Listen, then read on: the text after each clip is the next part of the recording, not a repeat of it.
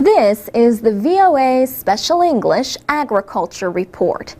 2 of Santa's reindeer, Comet and Dancer, got loose on a busy roadway in Texas just days before Christmas. Think we're joking?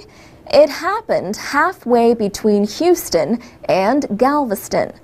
The reindeer's owner, Joe Mormon, is a professional Santa Claus, also known as Father Christmas or St. Nicholas or Kris Kringle. But unlike many other Santas, this one really does travel in a sleigh pulled by reindeer, except when he has to transport them. On December 14th, the back door of the trailer opened as he was driving them to an elementary school. Comet and Dancer escaped onto Interstate 45, not exactly the North Pole. Another driver alerted Santa, as he told TV station KTRK. Someone pulled up beside us, actually, and blew the horn and was waving and all that, and told us we had some animals loose. Well, my heart did not do too well. The morning traffic was heavy but slow, with people on their way to work. Drivers called the police, who at first thought they were joking. Yes, there really were reindeer in the road. Then Santa found that he had some helpers. People stopped traffic and got out of their cars. One woman took off her shoes and ran after the reindeer. Another person followed. But the reindeer themselves were the ones who ended the chase. They found a park and stopped to eat. Joe Mormon says he was more shaken than they were. He says, God was with the reindeer, you know, and he takes care of fools and things that cannot take care of themselves. The story had a happy ending. Santa and his reindeer were able to visit the school children as promised. The Reindeer Owners and Breeders Association says reindeer are easy to train to pull a cart or sleigh. Greg Finstad at the University of Alaska Fairbanks says reindeer like people and are pleasant to have around. He says reindeer management is not very difficult. That's good, since he also says, and children might want to cover their ears for this part, reindeer is a basic meat in the cold climate of Alaska. For VOA Special English, I'm Alex Villarreal. You can watch a story about the runaway reindeer by KTRK reporter Deborah Wrigley at voaspecialenglish.com. Special English is VOA's daily news and information service for people learning English.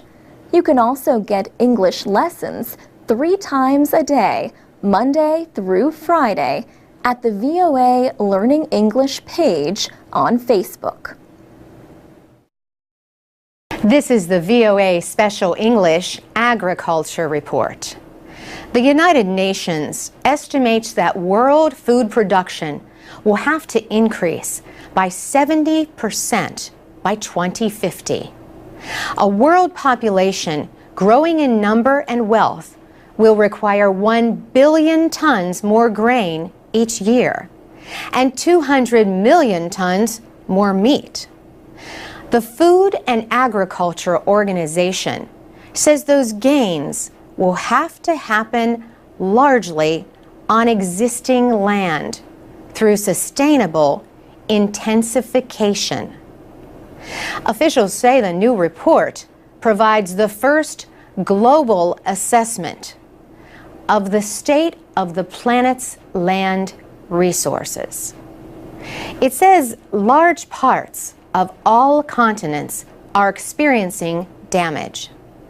1/4 of all land is described as highly degraded. The greatest threats are losses of soil quality, biodiversity, and water resources. New agricultural methods and technology increased food production in many countries during the Green Revolution. Cropland increased by 12% from 1961 to 2009, yet production grew by 150%. But the new report warns that production rates have been slowing in many areas. In too many places, it says, practices that have increased production have also harmed the land and water. It calls for greater use of practices that can expand production while limiting damage to ecosystems. One such practice is the use of fertilizer trees. These are fast-growing trees and shrubs whose leaves and roots help improve soil. A recent study found that about 400,000 farmers in southern Africa are using them. The study appeared in the International Journal of Agricultural Sustainability. Lead author Alayede Ajudi is senior scientist at the World Agroforestry Center in Nairobi, Kenya. He says, basically, these are trees that can fix nitrogen from the atmosphere and convert them into nitrates for fertilizer, for organic fertilizer. Farmers who planted fertilizer trees reported double the maize production of other farmers. In Zambia, the fertilized fields provided up to 114 additional days of food. Farmers say they need less rainwater if they use fertilizer trees. The trees reduce water runoff and soil erosion. Mr. Ajayi says the project began about 20 years ago when scientists were trying to identify the main threats to food security. The farmers themselves designed and managed part of the testing in the field and spread the word of their successes. For VOA Special English, I'm Carolyn Presutti. This is the VOA Special English Agriculture Report. Mike Henry has a 2-hectare farm in Palmer, Alaska. About a year and a half ago, his goat Millie was giving him a hard time. She did not want to be milked.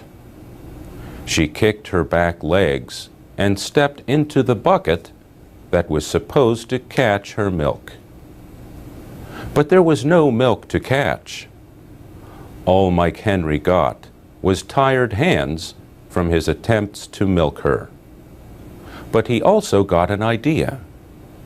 He designed a goat milking machine that does not require any electricity or motors. The Henry milker is a hand-operated vacuum pump. A person attaches a tube to the goat, and after a little pumping, the milk begins to flow.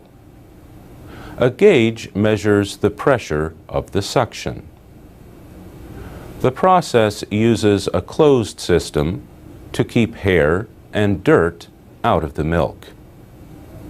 The milk goes directly from the goat into a container that is then placed in the refrigerator to keep the milk cold. Mike Henry has sold his invention to hundreds of people, mainly small farmers, who also hold other jobs, just as he does. Mr. Henry is an executive director in the Anchorage School District in Alaska. He considered spending more than $1,000 for an electric milking machine, but that seemed like a lot of money to milk just one goat. So he began to develop a device of his own. He worked with parts that he bought from an auto supply store and a Walmart store. He tried the invention on Millie. How did she react? She gave a little milk. As the months passed, he improved the device. Milking Millie became easy. Mike Henry began to think other people who owned just a few goats might be interested in his invention. So he offered one on eBay, an internet marketplace. The first one sold for $45. Interest grew. Today, he receives orders from as far away as Australia and New Zealand. The regular price is $149. Recently, he has offered the system for $119 plus shipping and handling charges at goatfinder.com. The system is advertised as safe enough for children to use. The ad also says it is not designed to replace commercial machines. The average milking time with the Henry milker is 10 minutes. Mike Henry says Millie now gives about 2 liters in half that time. And that's the VOA Special English Agriculture Report. What is your secret to gaining the cooperation of a goat at milking time? You can comment at voaspecialenglish.com or on Facebook or Twitter at VOA Learning English. I'm Mario Ritter with the VOA Special English Agriculture Report. Cacao or cocoa trees grow in hot, rainy areas of Africa, Asia, and Central and South America. Their beans are used to make cocoa powder, cocoa butter, and of course, chocolate. There are 5 to 6 million growers, maybe more. Many are poor family farmers with only a few hectares. West Africa produces more than half of all cocoa beans. Ivory Coast leads the world in production, followed by its neighbor, Ghana. The trees are usually in their 5th year when they start to grow the pods that contain the beans. The trees produce the most pods when they are 10, but they are still productive long after that. Workers use large knives to cut the lower pods and long tools to remove pods from high on the trees. Later, they break open the pods to remove the beans. A half gram of chocolate requires about 400 beans. The World Cocoa Foundation says an average pod contains 20 to 50 beans. And experts say growers may lose perhaps 1/3 of their harvest to disease and insects. But now scientists have genetic maps of 2 kinds of cocoa trees. These genomes are mostly complete and could lead scientists to new ways to increase production and prevent disease. Mapping genes is the first step to understanding an organism. Next comes learning the job of each gene. The American food company Mars took the lead in paying for mapping the genes of the Forastero cocoa tree. The Forastero provides 80 to 90% of the world's cocoa beans. Mars depends on those beans for its M&Ms and other chocolate candies. The company's research partners included several universities and the United States Department of Agriculture. The average West African cocoa farmer produces about 400 kilos of beans per hectare. But Howard-Yana Shapiro, head of plant science and external research at Mars, thinks that science could greatly increase the yield. A competitor of Mars, Hershey's, supported the gene mapping of the Criollo, a far less common cocoa tree. CIRAD, a French government research center, led scientists from 6 countries in creating that genome. We'll talk more about the cocoa industry next week when we look at efforts to help child laborers in Ivory Coast and Ghana. For VOA Special English, I'm Mario Ritter.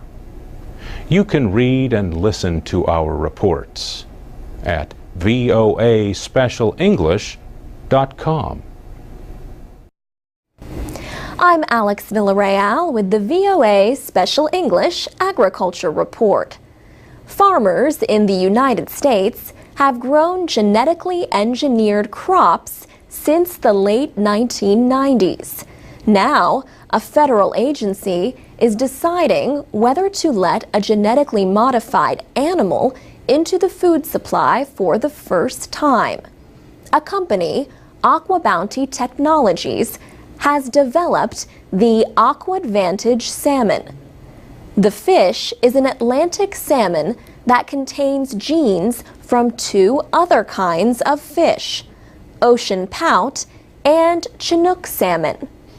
With these genes, it can grow twice as fast as a wild Atlantic salmon. The company says the fish does not taste or smell any different from other salmon. The Food and Drug Administration says there would be no need for special labeling if the salmon is found to have the same basic contents as other fish. But critics say the genetically changed salmon is different from other fish. They say if the FDA approves it for sale, people should be told what they are buying. Americans eat mostly imported seafood. Last year, that included $1 billion worth of imported salmon, one of the top imports. Most of the wild salmon caught in North America comes from Alaska. That state banned farmed salmon from its waters years ago. Alaska Senator Mark Begich is leading a group of other United States senators, organizations, and businesses to try to stop the FDA approval process. Winona Hodder of the activist group Food and Water Watch says the Aqua Advantage salmon has not been studied enough for food safety. She says the 3 studies have very small samples. The data is not available to the public. And one of the studies is 19 years old.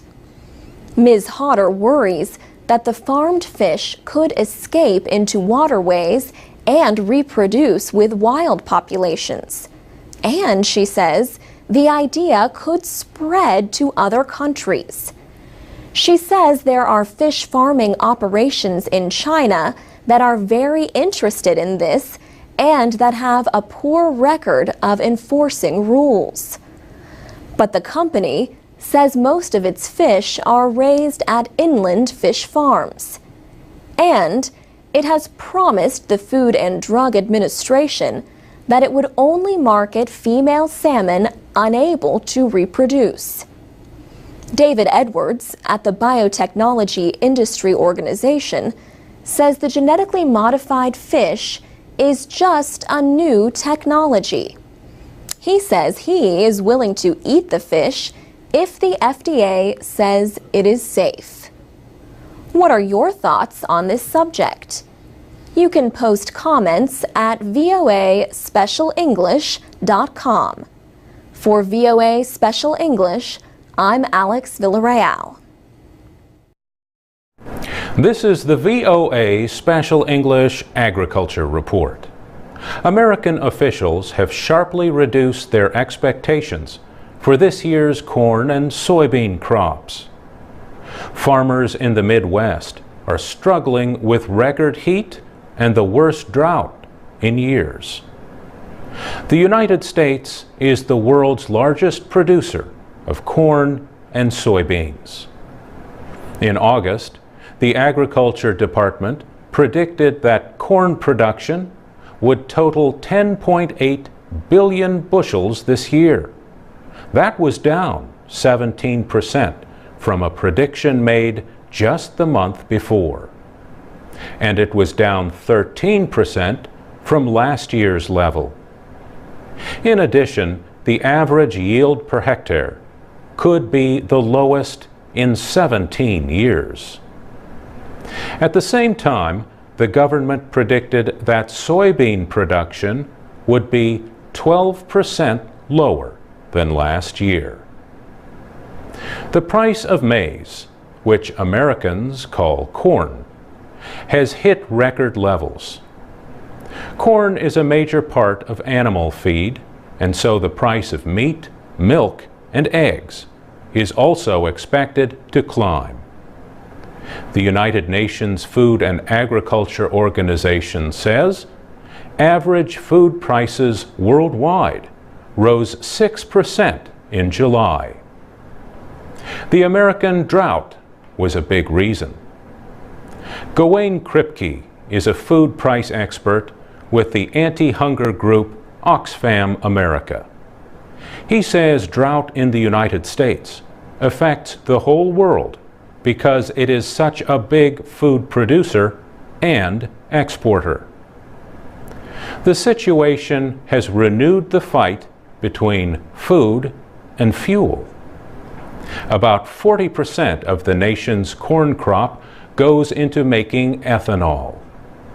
The production process leaves some of that in a form that can be fed to animals. Still, at least 1/4 of the American corn crop is now used for fuel. The United States requires that part of its corn crop be used in the production of biofuels. The use of ethanol has grown as government requirements have increased. But the head of the FAO, writing in the Financial Times, called for an immediate temporary suspension of that requirement. José Graziano da Silva said more of the American corn production could then be used as food or to feed animals. The American livestock industry is also urging Congress to suspend the 2005 law that requires ethanol in gasoline. But corn farmer Alan Bennett says doing that would hurt his town. This country relies on ethanol for 10% of its fuel supply, he says. Ethanol is good for America. The growth of the ethanol industry and competition for corn have helped parts of rural America that had been shrinking for years. For VOA Special English, I'm Mario Ritter. This is the VOA Special English Agriculture Report. American farmers first planted genetically engineered crops in 1996. Today, 80% of the cropland for soybeans, maize, and cotton in the United States is transgenic. Genetic engineering adds or changes genes in a plant to produce desired qualities. The United States is one of 25 countries where farmers planted genetically engineered crops in 2009.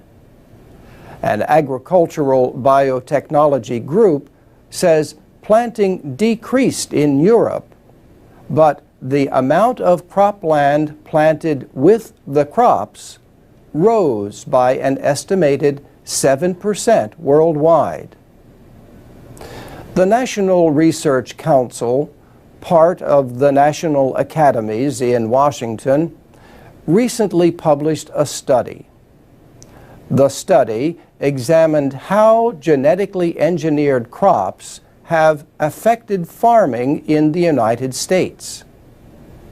It found that many farmers have better harvests, better weed control, and fewer losses from insect damage compared to traditional crops. Larissa Wolfenbarger is a University of Nebraska biology professor and a member of the committee that wrote the report. She says they found that genetically engineered crops can be better for the environment.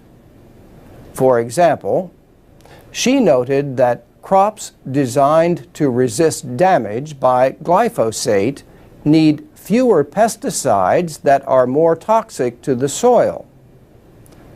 Glyphosate is a chemical used in Roundup and other weed-killing products. But some farmers have used so much glyphosate that a number of kinds of weeds can now resist it. David Irvin of Portland State University in Oregon led the committee that wrote the report. Professor Irvin says this means that some farmers are again using the more toxic herbicides to control weeds. He says the problem needs immediate attention. Earlier this year, a professor at the University of Western Australia commented on the overuse of glyphosate. Stephen Powles wrote about it in the Proceedings of the National Academy of Sciences in the United States. He said, "Glyphosate is as important in worldwide food production as penicillin is in medicine for fighting disease." He called for better use of glyphosate-resistant crop technology. And that's the VOA Special English Agriculture Report. You can comment on our reports at our website, voaspecialenglish.com. You can also get our stories on Facebook, Twitter, and YouTube at VOA Learning English. This is the VOA Special English Agriculture Report. Europe's deadly outbreak of a rare form of E. coli bacteria has brought new attention to food safety issues. One of the problems when people get sick from food is that the simplest question is often difficult or even impossible to answer. Just what did the people eat that made them sick? Of course, one way to avoid these medical mysteries is to keep dangerous organisms out of the food supply. This is easier said than done, but scientists keep trying. Scientists in the United States have developed an experimental system that uses a high-tech optical scanner. This inspection system is meant for packing houses where produce is sorted for market. The system is designed to identify the presence of contaminants like soil or animal waste on fresh produce. These can be sources of Escherichia coli, better known as E. coli. E. coli bacteria naturally live in the intestines of humans and many animals. Most kinds of E. coli are harmless, but some can make people sick.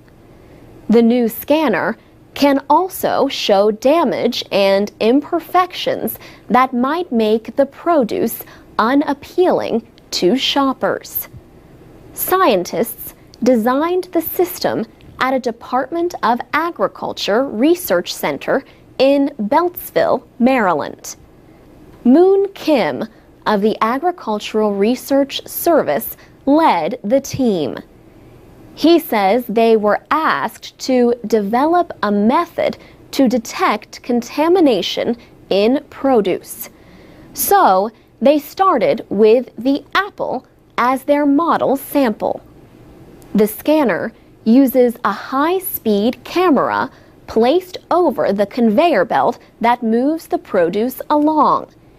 As the apples move along the belt, the scanner captures images of each piece of fruit. The system is equipped with an ultraviolet lamp and a halogen lamp that produces near-infrared light. A spectrograph device can use the near-infrared light bouncing off of an apple to show evidence of damage. The ultraviolet light can show contaminants. Moon Kim says the team hopes the system will be available to the food industry in the next several years. The scanner can direct a sorting machine to separate the bad apples from the good ones. The system is currently able to show the surface of only half the apple as it speeds by. The inventors hope to improve the process so it can show the whole surface. For VOA Special English, I'm Alex Villarreal. You can learn American English and much more every day at voaspecialenglish.com.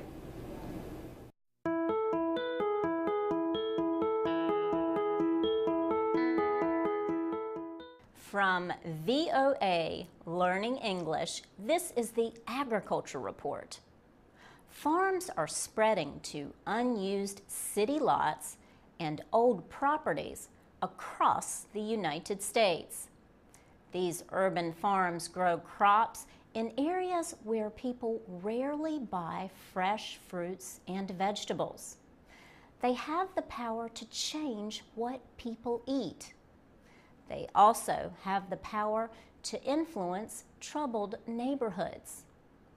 Eco City Farms is an educational, nonprofit organization in Prince George's County, Maryland. It seeks to help the local community by teaching economic development, job training, and a healthier way of living. The group has set up farms near automobile repair businesses and fast food stores in urban neighborhoods. Social activist Margaret Morgan Hubbard founded Eco City Farms. She says the lack of fresh fruits and vegetables is a health problem for children and their families who live in nearby Bladensburg, Maryland. Eco City Farms offer several programs, including educational activities on agriculture, food, and finding jobs with environmentally friendly businesses. People can also learn how to cook healthier foods and teach others how to prepare meals. Recently, Philip Sidibe demonstrated his cooking skills. He prepared alako, a popular food in Cameroon, where he grew up. He and other young people not only cook their food, they also grow it in a large garden next to the Autumn Woods Apartments. Margaret Morgan Hubbard says the urban garden is an agent for change, and the young people are its newest supporters. She says young people work throughout the year, helping with the farm. They are not only farming food, but also making that food available to people who live in the community. For VOA Learning English, I'm Laurel Bowman.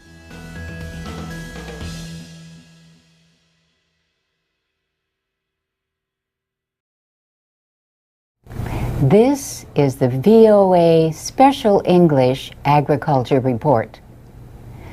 For the past year, the World Food Program has operated a project to prevent hunger in 21 countries in Africa. In the project, the United Nations agency works with small farmers to grow more and better produce. The World Food Program buys the produce through local cooperative associations. Then it distributes the products within the country or area. The project works mainly with women. Sheila Sisulu from the World Food Program says the project aims to break a cycle that keeps people hungry. The situation is when farmers have to sell their produce at low prices after harvest, when supplies are greatest. Then they have to pay high prices to buy food for themselves during the lean season, when supplies are limited. But when farmers produce more food, they can sell more.